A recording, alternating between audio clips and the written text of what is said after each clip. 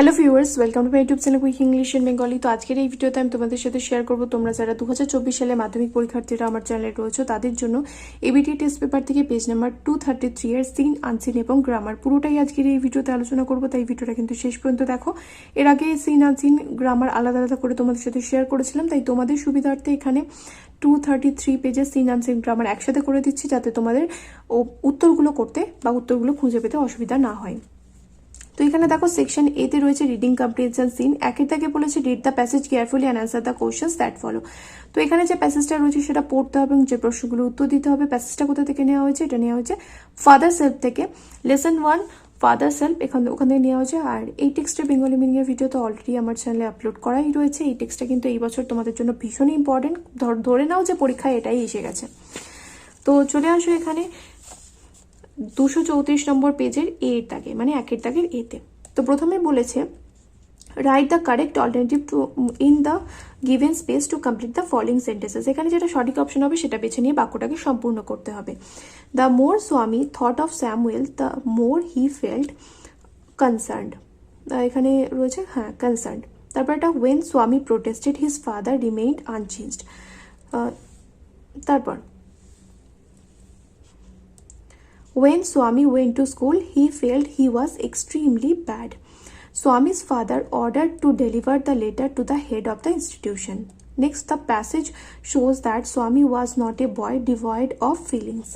তারপরে বিয়ে দাগের এখানে রয়েছে শূন্যস্থান পূরণ, যেগুলোর উত্তর আমি খাতায় করেছি। যে উত্তরগুলো বইতে লেখা সম্ভব হয়েছে সেগুলো বইতে লিখে দিয়েছি এবং সেগুলি প্রথমে আগে দেখিয়ে দিচ্ছি, তারপর পরপর প্রত্যেকটা উত্তর খাতা থেকে তোমাদের দেখিয়ে দেবো। সি এর দাগের উত্তরও খাতায় লিখেছি এবং 2 এর দাগে এখানে চলে আসো পোয়েমে। এই পোয়েমটা নেওয়া হয়েছে, মানে এই পোয়েমটা কোথা থেকে নেওয়া হয়েছে? স্ট্যান্সাটা তোলা হয়েছে মাই ওন ট্রু ফ্যামিলি থেকে। My own true family actually পুরোটাই এখানে রয়েছে।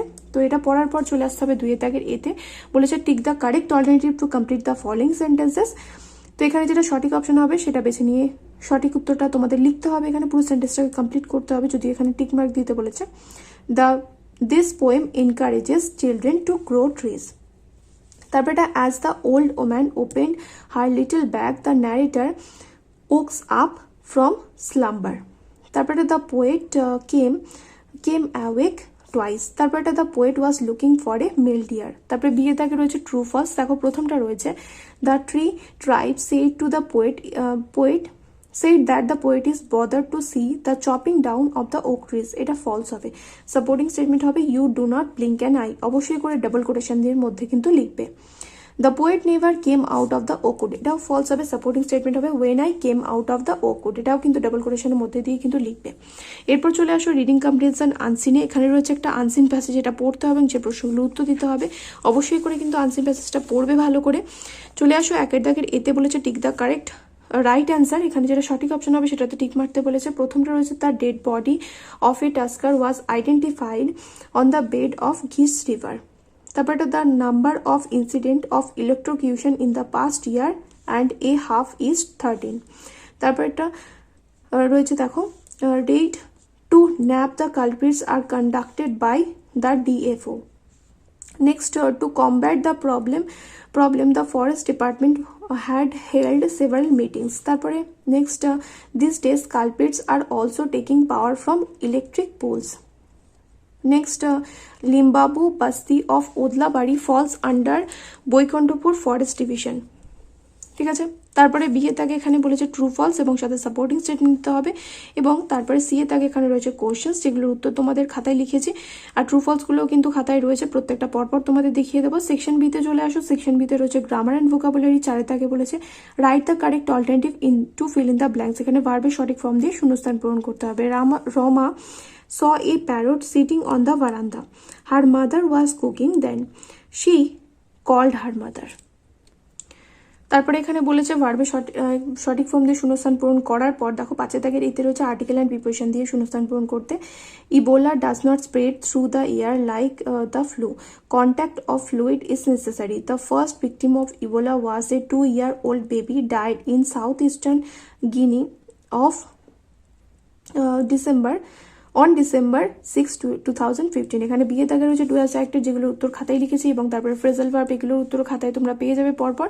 এবং তারপরে রয়েছে 6 দাগের ভোকাবুলারি, যেটা কিনা আনসিন প্যাসেজেরই অংশ, আনসিন প্যাসেজের অংশ, তাই ভোকাবুলারিগুলো কিন্তু আনসিনের সাথে তোমাদের দেখিয়ে দেবো, তারপর গ্রামারগুলো পরপর প্রত্যেকটা উত্তর দেখিয়ে দেবো, এবং তারপর সেকশন সিতে রাইটিংগুলোতে পরে আসছে।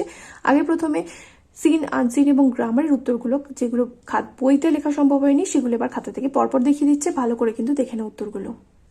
তো প্রথমে রয়েছে দেখো 1 দাগের বিয়ের 1 নম্বর শূন্যস্থান পূরণে রয়েছে দেখো, before giving the letter to Swami his father put it in an envelope and sealed it. তারপরে রয়েছে father had composed a long letter when Swami was getting ready to leave for school. তারপর এটা Swami felt he had mixed up the real and the imagined. Next C দাগের 1 নম্বর প্রশ্ন হচ্ছে, why did Swami's conscience bothered him? Swami's conscience bothered him because he was not at all sure if his description of Samuel had been accurate. তারপরে 2 নম্বর প্রশ্ন রয়েছে, what did the letter contain? The letter contain plenty of things about Samuel. তারপরে 3 দাগের বিয়ের প্রথম দেখো true false রয়েছে, বলেছে the carcass was burned partially burned, এটা ট্রু হবে। সাপোর্টিং স্টেটমেন্ট হবে burned marks on the trunk indicated electrocution.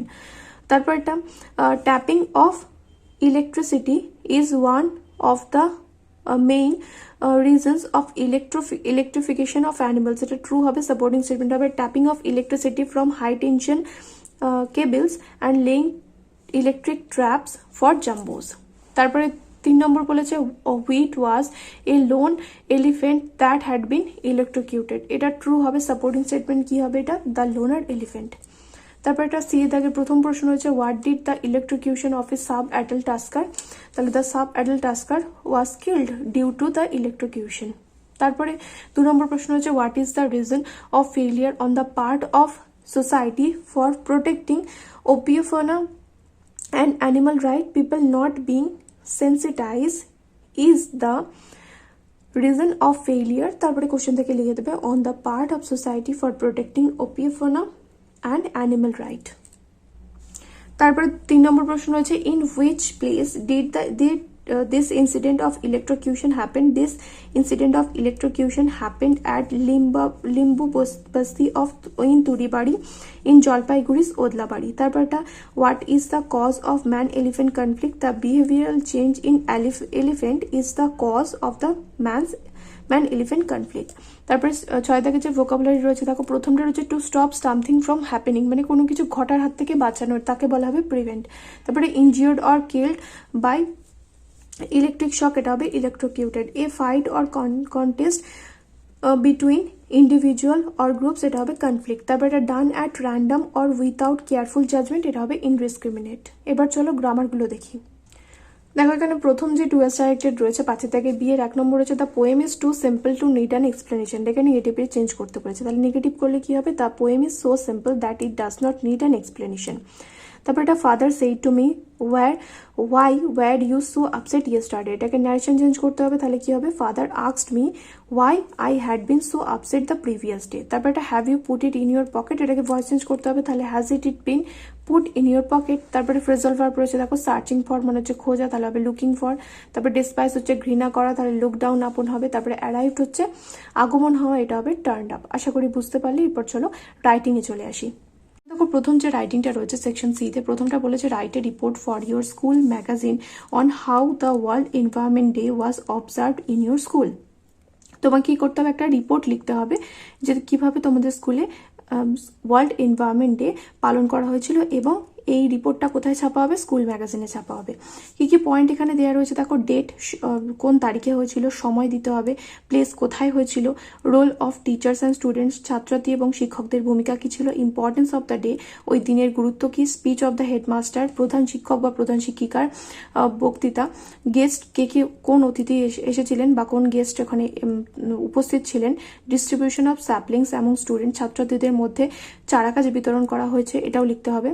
8 নম্বর কি রয়েছে দেখো, 8 নম্বর বলেছে suppose you are the secretary of the students committee, ধরো তুমি হচ্ছে স্টুডেন্টস কমিটির একজন secretary. Write a notice for the students requesting them not to bring mobile phones in school or else necessary steps will be taken.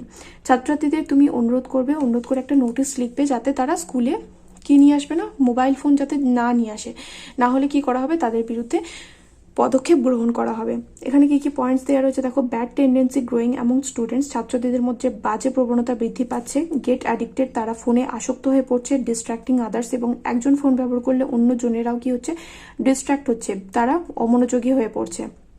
Hampering study in the class, ক্লাসে পড়াশোনায় ক্ষতি হচ্ছে। Strict decisions can be taken if found guilty, যদি কাউকে phone use করতে দেখা যায়, ব্যবহার করতে দেখা যায়, কাউকে যদি দোষী সাব্যস্ত করা হয়, তাহলে কিন্তু তার বিরুদ্ধে কঠোর সিদ্ধান্ত নেওয়া হবে।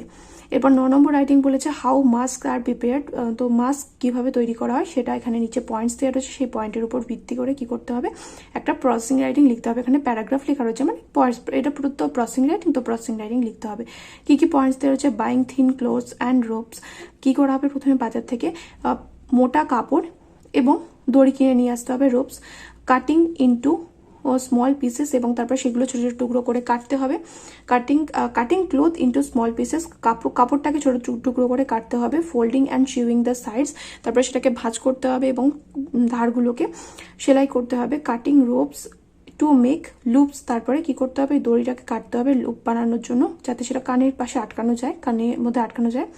Stitching loops with the clothes, এবং ওই ইয়ার লুপসগুলোকে কি করতে হবে, কাপড়ের সাথে সেলাই করতে হবে। Trimming of extra cloth or thread, যদি এক্সট্রা কাপড়, বেশি কাপড় থেকে থাকে বা সুতো থেকে থাকে, সেগুলো কি করতে হবে, ছাঁটাই করে দিতে হবে, ট্রিম করে দিতে হবে। তারপরে এটা এখন ব্যবহার করার জন্য তৈরি, রেডি টু ইউজ। তো চলো এবার 3টে রাইটিং পরপর তোমাদের খাতা থেকে দেখিয়ে দিচ্ছে কিভাবে লিখবে।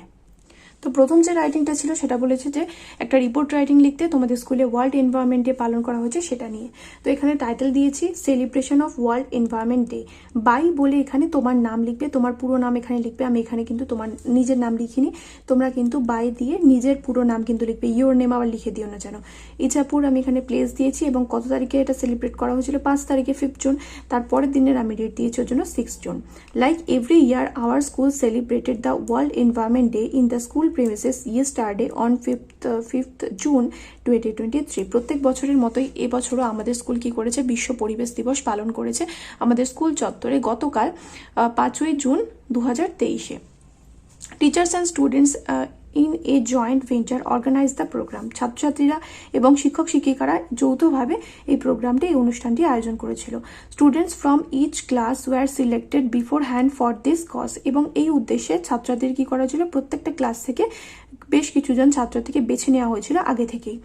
Each class was headed by a teacher, এবং প্রত্যেকটা ক্লাসে নেতৃত্ব দান করছিল একজন শিক্ষিকা বা শিক্ষক। They gathered in the play ground of the school at 8 AM sharp, তারা কি করেছিল, মাঠে জড়ো হয়েছিল ঠিক 8টা নাগাদ। They were given 100 saplings from the forest department free of cost, তাদের বিনামূল্যে বন দপ্তর থেকে 100টা চারা গাছ দেওয়া হয়েছিল। Each of the students out of 50 was given 2 saplings, যেহেতু 50 জন ছাত্রছাত্রী ছিল তার জন্য সবাইকে 2টো করে চারা গাছ দেওয়া হয়েছিল। Local MLA mister Pratik Roy was invited as the chief guest on this occasion, local MLA, একজন স্থানীয় এমএলএ মিস্টার প্রতীক রয়কে এই উপলক্ষে কি করা হয়েছিল, একজন চিফ গেস্ট হিসাবে নিয়ে আসা হয়েছিল, মুখ্য অতিথি হিসাবে নিয়ে আসা হয়েছিল। Armed with spade, bucket and iron bar they dug the soil, এবং তারা কি করেছিল, মানে ছাত্রছাত্রীরা কি করেছিল, কোদাল, তারপরে বালতি এবং আয়রন বার দিয়ে, মানে লোহার দণ্ড দিয়ে মাটি খুঁড়েছিল। The saplings were planted in different parts of the school ground as marked by the teachers, এবং শিক্ষকদের বলে দেওয়া নির্দিষ্ট স্থানে ছাত্রছাত্রীরা কি করেছিল, স্কুল মাঠের বিভিন্ন জায়গায় চারা গাছ রোপণ করেছিল।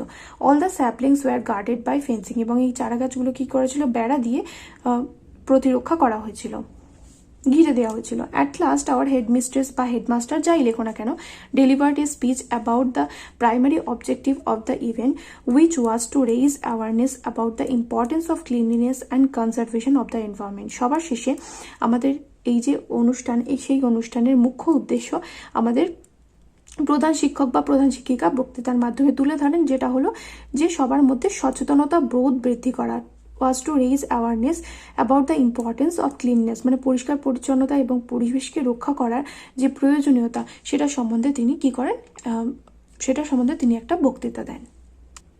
এরপরে যে নোটিশটা ছিল বলেছে যে মোবাইল ফোন ব্যবহার করা বন্ধ করতে হবে। তাহলে ABC school notice banning the use of mobile phone. তো এটা কত নম্বর নোটিস? এটা হচ্ছে 2023 সালের 6 নম্বর নোটিস, ওর জন্য এখানে দিয়েছি 23/6। তারপরে এখানে ডেট দিয়েছি, it is hereby notified that our headmistress has decided that students would not be allowed, নটটা লেখা হয়নি, not be allowed to use mobile phones during school hours. ছাত্রছাত্রীদের এত দ্বারা সমস্ত ছাত্রছাত্রীদের জানানো যাচ্ছে যে আমাদের প্রধান শিক্ষিকা সিদ্ধান্ত নিয়েছেন যে ছাত্রছাত্রীদের স্কুল চলাকালীন মোবাইল ফোন ইউজ করতে দেওয়া যাবে না। Students were seen making reels, clicking selfies and playing online games during recess. ছাত্রছাত্রীদের দেখা গেছে যে তারা কি করছে, তারা ছবি ক্লিক করছে, মানে সেলফি তুলছে, রিল বানাচ্ছে, এবং টিফিন টাইমে কি করছে, তারা গেম খেলছে। রিসেস মানে হচ্ছে টিফিন টাইম বা বিরতির সময়। উইচ ডিস্ট্র্যাক্ট আদার স্টুডেন্টস, যেটা কিনা অন্যান্য ছাত্রছাত্রীদেরও মনোযোগ নষ্ট করছে। Unwanted notifications during class not only disturb the teachers but also break students concentration power. Class চলাকালীন বিভিন্ন রকমের নোটিফিকেশন কেবলমাত্র ছাত্রছাত্রীদের শিক্ষকদেরই বিরক্ত করে তা নয়, ছাত্রছাত্রীদের মনোযোগ কিন্তু নষ্ট করে। If a student is seen to use cellphone in school premises after this notice strict actions would be taken against him or her. এখানে আমি কে লিখছো, মানে তুমি যদি ছেলে হয়ে থাকো তাহলে অবশ্যই করে তুমি বয়েজ স্কুলে পড়ো, তাহলে হিম লিখবে, আর যদি মেয়ে হয়ে থাকো তাহলে এখানে হার লিখবে। তাহলে এখানে বলা হচ্ছে যে যদি এরপর থেকে, এই নোটিশের পর থেকে কোনো ছাত্রছাত্রীকে দেখা যায় যে স্কুল প্রিমিসেসে অর্থাৎ স্কুল চত্বরে সে মোবাইল ফোন ব্যবহার করছে, তাহলে তার উপরে তাকে কি করা হবে, তার বিরুদ্ধে স্ট্রিক্ট অ্যাকশন অর্থাৎ কঠোর ব্যবস্থা নেওয়া হবে তার বিরুদ্ধে। এই নোটিশটা না খুব একটা কিন্তু বড় হবে না, কারণ এখানে লেখার মতো কথাই হচ্ছে যে তুমি ফোন নিয়ে আসতে বারণ করা হচ্ছে, কি ক্ষতি হয় ফোন স্কুলে নিয়ে আসলে, এবং কি কেন বারণ করা হচ্ছে, এবং তার বিরুদ্ধে কি পদক্ষেপ নেওয়া হবে সেটাও কিন্তু এখানে মেনশন করা হয়েছে। তাই এই নোটিশটা কিন্তু খুব একটা বড় হবে না। তারপরে এদিকে লিখবে কাউন্টার সাইন্ড এইচডি দিয়ে এখানে এই জায়গাটা ছেড়ে রাখবে, হেডমাস্টার বা হেডমিস্ট্রেস এখানে লিখবে, তারপরে এবিসি স্কুল লিখবে, এখানে অবশ্যই করে কিন্তু সেলটা দেবে, তারপরে এইদিকে এসডি দিয়ে এখানে সেক্রেটারি লিখবে, তারপরে দ্য স্টুডেন্টস কমিটি, তারপরে এবিসি স্কুল লিখবে। এরপর চলো পরের রাইটিংটা দেখি। পরেরটা ছিল হচ্ছে মেকিং অফ মাস্ক, অর্থাৎ মাস্ক প্রস্তুত করা। Mask is use not only to protect from dust and pollutions but also from viral infections. Mask শুধুমাত্র যে ধুলোবালি এবং দূষণের হাত থেকেই যে আমাদের বাঁচায় তাই নয়, বিভিন্ন রকমের ভাইরাল ইনফেকশন অর্থাৎ সংক্রামকে ভাইরাস দ্বারা সংক্রমণের হাত থেকেও কিন্তু আমাদের রক্ষা করে। The preparation of mask goes through the following stages. নিম্নলিখিত পদ্ধতিতে মাস্ক বানানো যেতে পারে।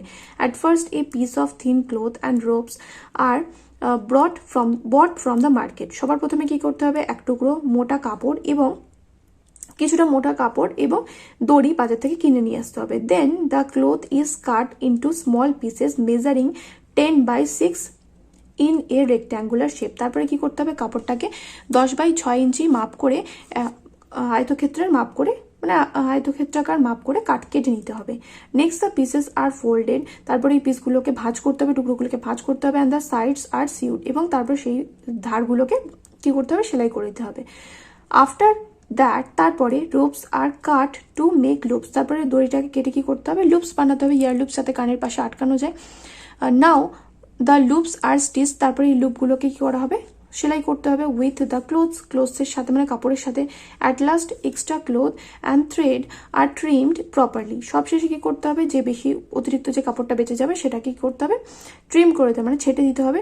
এবং থ্রেড মানে হচ্ছে সুতোটাকে ঠিকভাবে ছেটে দিতে হবে। Now the mask is ready to use. এখন এই মাস্কটা এখন ব্যবহার করার জন্য মাস্কটা কিন্তু সম্পূর্ণভাবে তৈরি।